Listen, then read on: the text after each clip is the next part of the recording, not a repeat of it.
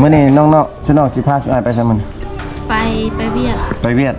ไปตาดบ่ตาดหยังเกาะ ตัดพวง ตาดตะปวง ใกล้เลย ไกลบ่ ประมาณจักหลัก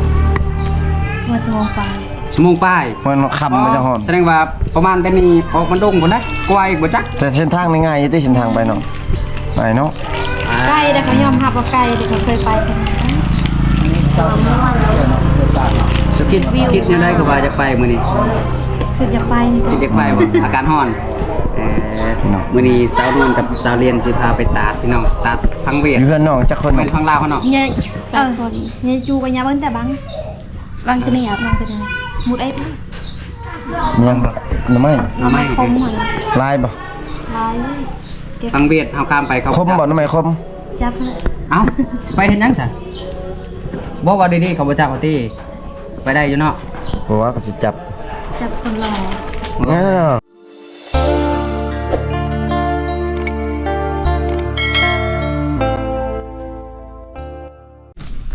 สบายดีตอนสวยๆนะพี่น้องเนาะ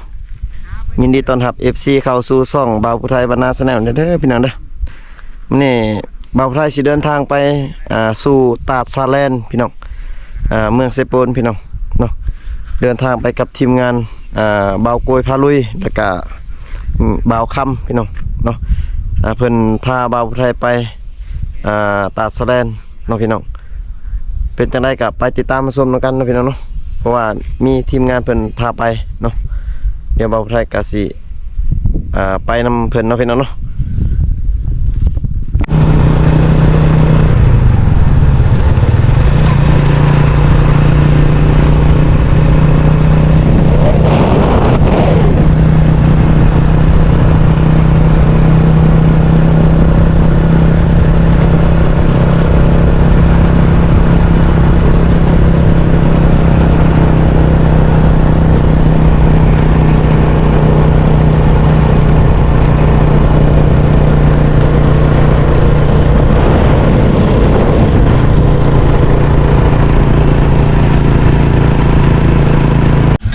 ตอนนี้บ่าวผู้ไทยก็มาฮอดบ้านซาแลนแล้วพี่น้องเนาะบ้านซาแลนพี่น้องเพราะว่าทีมงานได้นัดน้องๆเพิ่นแล้วเพิ่นสิพาไปลิ้นตาดซาแลนพี่น้องเนาะเดี๋ยวบ่าวผู้ไทยสิไปหาน้องๆเพิ่นเนาะกับทีมงานพี่น้องเอ้ยพี่น้องบ่าวผู้ไทยบ่เคยเห็นเพียงจักพี่จังอันนี้เป็นตากกาแฟได้พี่น้องกาแฟเนาะโอ้โหลายพี่น้องเพิ่นโอ้เพิ่นปลูกกาแฟเนาะสินะเพิ่นเราไทยบ่เคยเห็นจักเทื่อพี่น้องแต่เกิดมาก็เห็นนี่พี่น้องปลูกกาแฟ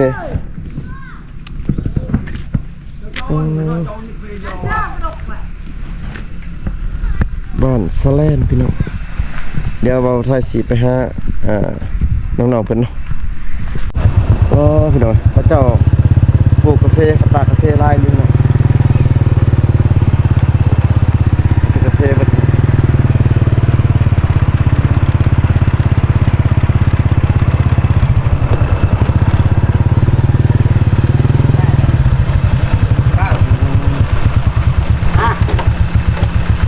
และมา ไม่รอสินะ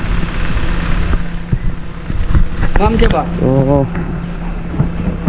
ป้า ไปสปา โอ้ผู้สาวพี่น้องสาววันนี้นะโอ้สวัสดีผู้สาว โอ้ยให้เขาออกกันติ แต่เนาะ ยังบอกมา เดี๋ยวโอ้ผู้สาวเพิ่นยังนั่นอยู่พี่น้อง บอกมาเฝ้า น้องสาวเพิ่นก็กำลังแต่งโตวอยู่พี่น้องเว้ยยังแต่งโตวเพิ่นสิจักเพิ่นสิพาไปใช่เนาะพี่น้องโอ้อยู่นี่มีแต่กาแฟเบิดพี่น้องเพิ่นบ้านนี้เพิ่นปลูกกาแฟพี่น้องเว้ยหมู่บ้านนี้เนาะสุดท้ายเพิ่นปลูกกาแฟเนาะปลูกกาแฟขายพี่น้องบ่าวผู้ไทยก็ยังบ่เคยเห็นกาแฟจักเทื่อพี่น้องก็เห็นครั้งแรกเนี่ยทีมงานเขาก็ได้โอ้สบายดีปะก้อย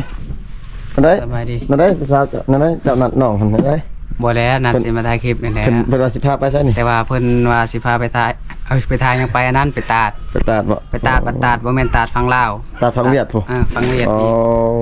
กแต่รถเฮาบ่มีหนังสืออ้ายเอ้ย จะเป็นอะไรจะเป็นไปได้ บ่ฮู้อาจสิไปได้ทางเดียวบ่ได้ แม่น เอาบ่มีหนังสือได้ จะเป็นไปเนาะบ่มีหนังสือ กับบ่ฮู้คือกันเล เอย อ ถ้าเฮาไปบ่มีหนังสือแล้วตำรวจจับนี่เฮาเช็ดคือได้บัดนี้ ก็ ไปบ่ เจ้า ได้แหละ เป็นเวียดนะก็เคลียร์กันเองนะเจ้าเป็นเวียดนะ เฮาบ่รู้จักภาษาเวียดเฮาบ่มีเจ้าบ่บอกเฮาเนาะ อืม บ่บอกก็เอาหนัง สวัสดีบ่ครับ นำเด้อสวัสดี โอ้เฮ็ดไปซะเลย รถค่อยหาก็เอาหนังสือจากรถนี่แหละไปไว้อยู่เฮือน บวกบ่ พร้อม บ่ได้ บวก ไปเวียดจักเทื่อก็ไว้อยู่เฮือนหนังสือ พร้อมบวกอ๋อ ไล่ก็ไล่ สาว เอ้ย สวัสดีสาวสิพาไปใช่นี่ สิพาไป ไปพังเวียด มี ไปเบิ่งตาดเนาะ มีรถบ่ เออเดี๋ยวน้องเพิ่นยังแต่งตัวอยู่พี่น้องเอ้ย ก็ไม่ได้ไป ตอนนี้น้องๆเพิ่น แบบมือกระยา โอ้มีแต่ภูมิงามพี่น้องเอ้ยมีแต่ภูมิงามพี่น้องเอ้ยโอ้ ก็ว่าจะไปสายก็ไปเที่ยว อ๋อสิไปขี่รถจักรขี่รถทีบไปซะเนาะ บ้านเรียนเนี่ย ชุน้องอันติดกับแสดงเวียดบ่น้องชุน้องนี่แม่นบ่อ๋อน้องชื่อหยังเนาะ คือเรียน ฮะ เรียน เดียด เรียน เรียน โดย สาวเรียนเนาะ แม่ โอ้สาวเรียนสบายดีเด้อเนาะสบายดีเด้อโอ้คือผู้งามแต่พี่น้องสาวเรียนพี่น้อง กับเบียร์ อยู่เฮือนบ่น้องมื้อนี้น้องบ่ได้ไปชาตะเช้าบ่ น่าจะ ถ้าคิดว่าไปเก็บกาแฟบ่ได้เก็บกาแฟบ่ รอมืออื่นอีกไปเก็บ อ๋ออืม บัดรถ อ๋อมีแต่ผู้งามนะพี่น้อง ว่าสิมาจีบผู้สาว สบายดีเนาะ อุ้มหลานเลย น้องยังนี่ นวล น้องนวลเนาะสาวนวลสาวนวลมีแต่ผู้งามล้านบ่น้องนี่ แม่นละร้าน ล้านสาวเนาะ อยู่ดีๆก็ ผมงามเลย ย่านไป สาวเรียนนี่สาวเรียนน้องยังเฮียนอยู่บ่ เรียน น้องยังเฮียนอยู่เฮียนมใด มสี่ มสี่ แม่น ยังบ่ได้ออกบ่นี่เฮียนอยู่ไส อยู่เซโปน เฮียนอยู่สิปนยังเฮียนอยู่ คือ สิป มาน เจ็ดเรียนเด้อเรียนปอนเด้อ สาวเรียนน้องอันยังโสดอยู่บ่น้อง โสด ยังโสดอยู่เนาะยังเฮียนอยู่มสี่เนาะ แม่น โอ้จักปีแล้วน้อง 16 16 ปี บ่สิอันนี้เด้ สาวนี่สาว เมื่อยมันรัง สาวยังเกาะมหกเลยน้องเฮียนนี่ปีนี้ก็ยังเฮียนแม่นบ่ แม่น โอ้มหกมสี่พี่น้องซอยน้องบ่ใช่น้อง ก็หมู่กัน หมู่กันเนาะ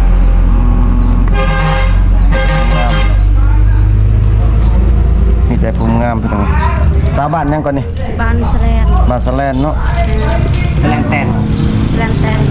บ้านสแลนนี่ เลิศสแมนแตนไป ยังโสดอยู่พี่น้องเว้ยยังบ่มีผู้บ่าวยังบ่มีผู้บ่าวบ่หรือว่ามีแล้ว บ่มีโสด บ่มีโสดเนาะ แต่ว่าสนิทกัน โสดชนิดสกิดมาเลย คืองามแต่ว่าบ่เอามาทีมงานช่วยนี่มาบ่ได้บ่จักคนนี่2คน3คนนี่ปุ๊บยังโสดไปแล้วนี่ เอาเจ้าอะไรเอาเจ้าอะไร ตะเพียนจุเลย คือแหละ มาหมัก ไม่อันนะไม่อัน พี่น้อง จะเขาเอาไปให้ยังได้นี่หอยส่วนเสามัก พี่น้องนี่ชนเผายังเนาะ ชนเผ่า ชนเผาบ่ลูกฮะ ฮะ ชนเผ่าดี ชนเผาตรีบ่อ๋อ ก็เราทั้งกันจ้ะ แต่ว่าแม่นมาชนเผาตรีเนาะอืม ไป ชนเผาตรี ตรีก็คือบรูคือกันนั่นแหละ ฮะบรู บรู ตรี บรูตรีบรูกอง อืม บรูป้วนก็มีนะ พี่น้องนี่อันผู้บ่าวขึ้นไปเล่นอยู่ในเฮือนนี่ขึ้นเล่นได้บ่เนาะ ไม่ได้ เอ้า สลาม พลัมเนาะ ไม่ได้อยู่เพื่อนนะสลาม คลัม แบบได้ว่าคำว่า ใช่ก็ได้ แสดงว่าได้ล่มอยู่ใช่เนาะก็ล่มอยู่ใช่ล่ม ลม เอ้าเฮ็ดได้สิได้ ล ผัว มทางโทรศัพท์ อ๋อล่มโทรศัพท์เลยทำถึกใจเลยไปเลย ไปเลย แม่นบ่ แม่ อ๋อไปทางอื่น ไป ไป เลยนะไปใช่เขาก็ยังบรูนะไปยาน แบบไปลิ้นในเฮือนนี่บ่ได้แม่นบ่พี่น้องลิ้นอยู่ในเฮือนบ่ได้เนาะน้องเนาะ ตราเซ็ง น่ะไงเอาในตาตลกกระแทก ตลกนักพ่อยตามเนี่ย เออ นี่ฮะตามง่ายๆแบบเอาตามสบาย เนี่ย ตลกคืออันแกะคืออันไทยมันจะเป็นตลาด เมื่อยอ่ะจะว่าอะไรเมื่อย เมื่อย เมื่อยตอบนะ เมื่อยตอบเลยโอ้คำเดียว2คำก็เมื่อยตอบเลยเมื่อยไวเลย เจ้าน้องนี่เฮ็ดกาแฟเบิดบ่เฮ็ด แม่ ส่วน เฮ็ดสวนเฮ็ดไทยเฮ็ดวัด ไปอยากไปเบิ่งวิธีชีวิตของเจ้าแก้วกาแฟมื้อนี้นะ มื้อหน้าพาเจ้าอ้ายไปเด้อไปเก็บกาแฟเด้อมื้อหน้าเด้อ มื้ออื่นเด้อ มื้ออื่นบ่ มื้ออื่นบ่ มื้ออื่นไป เจ้าเลาะไปเลาะมา บ่ ดูแล้วเห็นผู้สาวแบบ ดุ หายเมื่อยแล้วนะ นอนอยู่นี่ก็ได้สิเป็นหยังบ่มีบ่บ่นอน มีกัน เช้านี่ก็ บ่มีบ่บ่นอน ว่ามีแนวโน้ม มีอยู่บ่บ่อนให้นอนบ่มีบ่บ่อนให้นอนอยู่แถวบ้าน นอนเฮือนมาดิ ฮะเฮือนเบาเฮือนไผ เพื่อนเจ้าบ่ เฮือนไป เฮือนเจ้าก็ได้ ได้บ่ให้แท้บ่ มีเฮือนพ่อแม่ เออก็เฮือนพ่อแม่แหล้ว แม่ก็ทำกัน นะ เออ ไป เรียนนอก เดียวเนาะชิถึกหักมาชิถึกตีถึกตีว่ะตีคนนะ เจ้ากินข้าวแล้วบ่นี่ กินเหล้า อืม โอ้เข้ามาบ้านเขานะเขาบอกเขากินข้าวเลยเนาะ จะจำลืม โอ้ย สุนเจ้าเขาไม่ได้บอกว่า บอก เอ้ย โอ้ยเขาบอกแล้วคอยเมื่อกี้เขาบอกให้คุณสำคัญเนาะ เอาไม่นาน แส แล้ว ดงว่าเขาบอกสำคัญเนาะ โอ้พี่น้อง มือนา กินไหม กัน สาวนี่งามพี่น้องเอ้ยยิ้มงามนี่เนาะสาวสองสาว อันนี้ สาวเลียนกับสาวมอนเนาะ สองคนเอง สาวนวลเนาะ ว่าเคยเห็นเหมือนกันเนาะพี่น้อง สาวนวลสาวเลียนกับสาวนวลงามพี่น้องเอ้ย งามทั้งสองเนาะคนใด งาม คนใดงามกว่า เบิดซองเลย คนสองบ่โอ้ยแสดงว่าเจ้าหลายใจเลย งามเบิดซองกันว่า อารมณ์สองคนดูอะไรนะ คำว่าเลือกนะเลือกเบิดซอง เก่งนะเรื่อง เลือกไฟใจกระเจ็บเนาะแม่นบ่ แม่น ก็เลยเลือกทั้งสอ เลือก งซะ เลือกไผกับใจกระเจ็บ เบิ่งคอยเบิ่งสายตาเขาก็พูดเลยเขาว่าคิดในใจว่าเฮ้ยเขาบ่อยากตอบเลยนะ คือเราก็ยิ้ม เขาก็บ่เลือกเฮานะเขาบ่อยากเลือกเฮาอยู่แล้ว ไปอยากไปนะเดี๋ยวนี้คอยอยากไปเที่ยวนะจุงเจ้ามาคัดเวลาไปแล้ว ไม่ได้เลยคอยบอก มื้อนี้น้องๆชุน้องสิพาสุอายไปไสมื้อนี้ ไปเวียด ไปเวียดไปตาดบ่ตาดหยังก็ ตัดพวง ตาดตะปวง ใกล้เด้ ไกลบ่ ประมาณจากหลัก มาสมองไป ชั่วโมงป้าย มันค่ำมันจะฮ้อน แสดงว่าประมาณแต่นี้ออกมันดงพุ่นนะกวายบ่จัก แต่เส้นทางนี่ง่ายอยู่ที่เส้นทางไปเนาะไปเนาะ ใกล้แต่เขายอมรับว่าใกล้แต่เขาเคยไปกันตอนเมื่อวันแล้ว จะคิดยังได้ก็ว่าจะไปมื้อนี้ คือจะไปนี่ คิดจะไปบ่อาการฮ้อน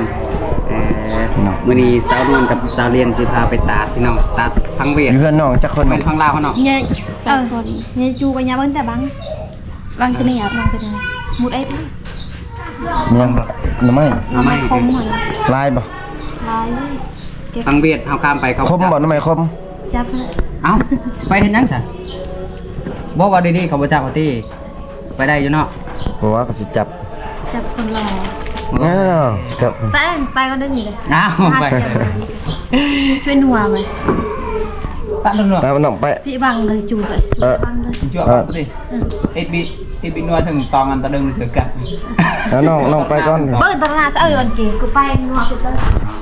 เอาถ่ายก่อนเนี่ยส่วนกาแฟฉลองลายบ่น้องบ่ลายเอ้าน้องผักเฮียนบ่นี่ แม่ ผักปีใหม่ ซาเอาหมอมาสอบคน ซามอซี มาสิโอ้เอาจุมาสองเนาะ อยู่ห้องมซีนั่นเนาะ นะ น้องไปผักอยู่อันอยู่เฮือนพี่น้องบ่น้องไปอยู่เฮียนเพิ่นอยู่หอพักบ่เรือนเด้อ อยู่ห้องพัก อยู่ห้องพัก เจ้าเห็นม .4 เจ้ากะว่าสิเห็นจบบ่ บ่ คือว่า ฮอดมได้เห็นเดี๋ยวสิ จบมาสิก็ออก เอาพัวบ่สิเอาพัวบ่ ก็มีเงินเห็นแต่ ที่บ่อยากเฮียนแล้ว เอาแล้วก็สิเอาพัวติ แต่ว่า ยังไง เสื้อผ้า เอาแล้วบัดนี้ครับยังวะ น้องอายมาครั้งแรกพี่น้องสิเป็นยังถามซื่อๆเนาะ แสดงว่าเรียนบ่จบนะถ้าคอยเพื่อนนี่เด้อ เดี๋ยวสิมาหาเอง เดี๋ยวสิมาหา โอ้มซีเนาะ เราก็สิไอ้หายนี่แหละผู้เดียวแล้วเนาะเพราะว่าเฮาน่ะหลายคน2คนบ่หลาย บ่ลายดอก เราจนตอบบ่เป็นเนาะ บ่น้องยังบ่เคยเข้ากล้องจักเทื่อเนาะบ่เคยถ่ายเนาะ มาดูอยู่ โอ้ เอาเอามาใส่ยังนะมาใส่เบาคำนี่บ่ ใส่ละไม้อยู่ ลายอยู่บนหน่อไม้ฮะ โอ้แสดงว่ามื้อนี้นะสาวนวลกับสาวเรียนนี่สิพาเฮา ไปหาหน่อไม้ ฟังเวียดนามเนาะหน่อไม้นะฟังเวียดนามบ่หรือฟังลาวเฮาฟังเวียด โอ้อยู่เมืองเวียดพุ่น เป็นจังใดกลับไปเบิ่งนำกันพี่น้องเนาะ เอาบ่หายบ่เนาะ บ่ เป็นเนาะ นัว คลิปนี้ก็เบ้าไทยก็สิขอปิดคลิปก่อนพี่น้องเว้ยเพราะว่าน้องๆเพิ่นสิพาเดินทางไปทางพังเวียดไปลินตาดเนาะเบ้าไทยก็สิขอปิดคลิปก่อนไปเจอกัน EP ต่อไปเนาะพี่น้องเนาะ ไปเวียด สำหรับ ปะ คลิปนี้เบ้าไทยขอปิดคลิปเลยพี่น้องบ๊ายบาย FC แน่ บ๊ายบายแล้วทางนั้น บ๊ายบาย